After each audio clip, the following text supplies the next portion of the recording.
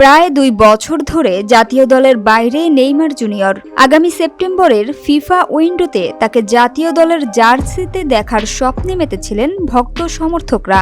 তবে সে আশায় গুড়ে বালি। ইনজুরির কারণে আবারও ধাক্কা খেয়েছে ব্রাজিলিয়ান তারকা নেইমারের জাতীয় দলে ফেরার সম্ভাবনা।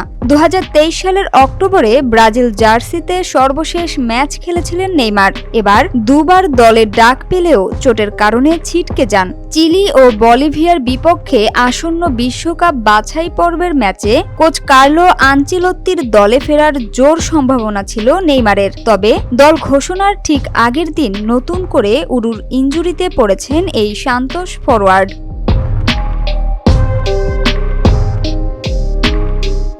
ব্রাজিলিয়ান সংবাদ মাধ্যমের খবরে জানা গেছে, অনুশীলনে ব্যথা অনুভব করছিলেন নেইমার। পরবর্তীতে পরীক্ষা করলে তার উরুতে চোট ধরা পড়ে।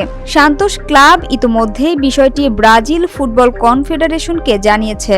ক্লাব জানিয়েছে নেইমারের উরু ফুলে গেছে এবং তিনি চিকিৎসা শুরু করেছেন।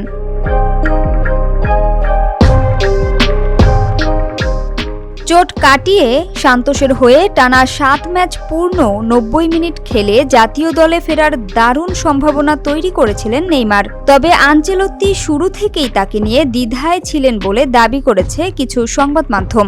সবকিছু ঠিক থাকলে নেইমার ৩১ আগস্ট সান্তোসের ক্যাম্পে ফিরবেন। অন্যদিকে ৫ ও ১০ সেপ্টেম্বর বিশ্বকাপ বাছাইয়ের ম্যাচে যথাক্রমে চিলি ও বলিভিয়ার মুখোমুখি হবে ব্রাজিল।